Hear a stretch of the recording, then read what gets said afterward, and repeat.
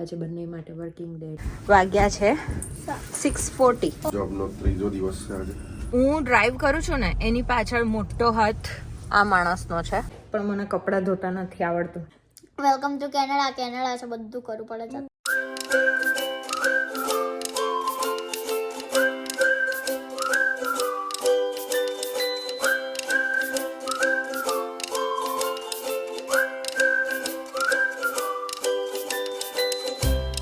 Good morning everyone, welcome back to our channel.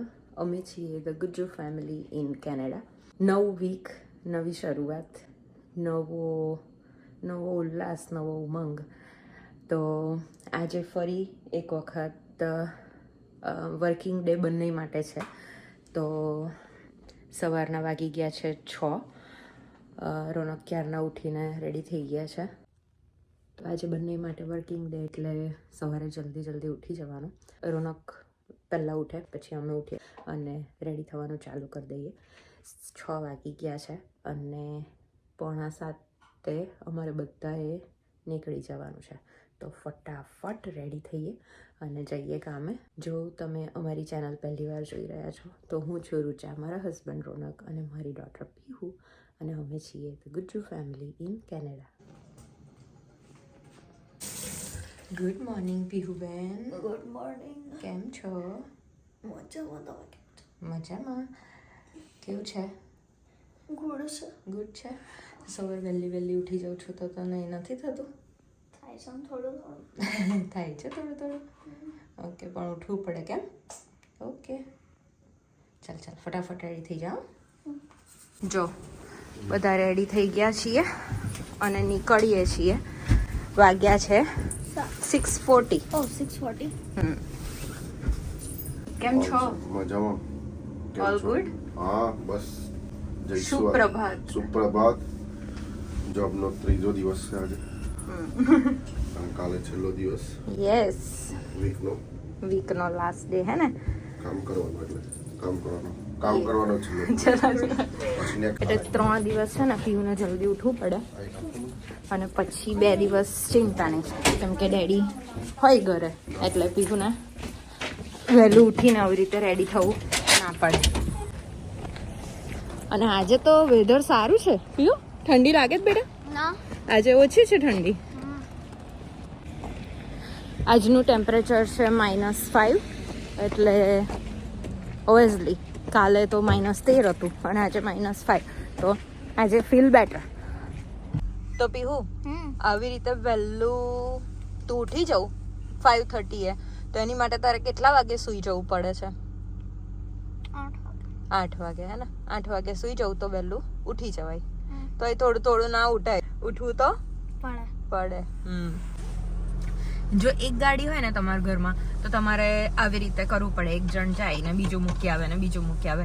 હું drive કરું છું ને એની પાછળ મોટો હાથ આ માણસનો છે. મને એટલી બધી વળી છે એમણે.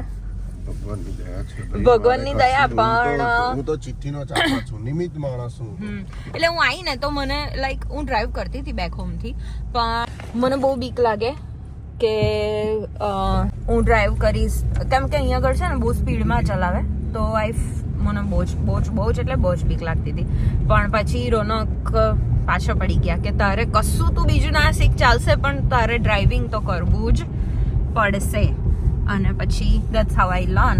તો બહુ બધા એવું કહે છે કે તમે મીન્સ કે ડ્રાઈવ આટલું કરો છો, એપ્રિશિએટ કરે છે, તો થેન્ક યુ સો મચ. પણ એક વુમન જો સરસ ડ્રાઈવ કરી શકે ને તો એની પાછળ મને એવું લાગે છે કે એનો હસબન્ડનો બહુ મોટો ફાળો છે. કેમ કે હું શીખી બાર પણ મને આમ કોન્ફિડન્સ નહોતો આવતો, પણ પછી એ મારી બાજુમાં બેસે બિનતા પણ અને મને કે તું ચલાય. તો એવું છે હે ને પીહુ? યપ. હવે ઓકે છે.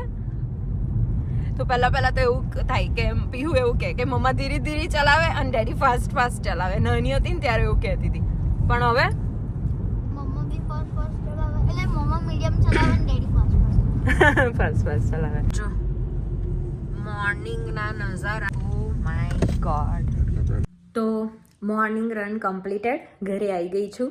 અને કેમ કે અમે અપાર્ટમેન્ટમાં રહીએ છીએ અને અમુક અપાર્ટમેન્ટ્સ જે જૂના છે એમાં ઇનસુટ લોન્ડ્રી ના હોય તો તમારે નીચે જવું પડે કોમન લોન્ડ્રીમાં. તો તો આજે અમારો લોન્ડ્રીનો દિવસ છે, તો હું તમને લઈ જાઉં કે અમે લોન્ડ્રી ક્યાં કરીએ છીએ, કપડાં ક્યાં ધોઈએ છીએ. તો લગભગ 6 દિવસના કપડાં ભેગા થયા છે અને આજે આપણે ધોવા જઈશું.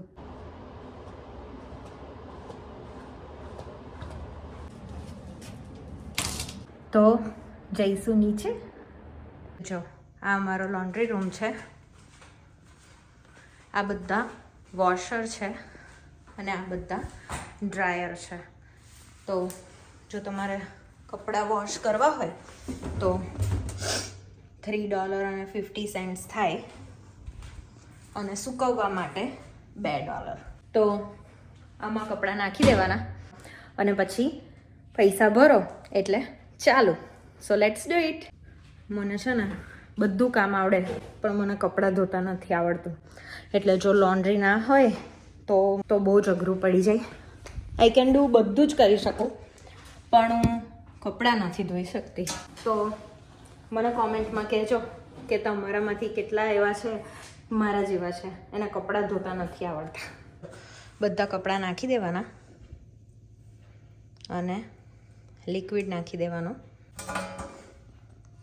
બંધ કરી અને તમે અહીંયાથી કોઈન નાખી શકો.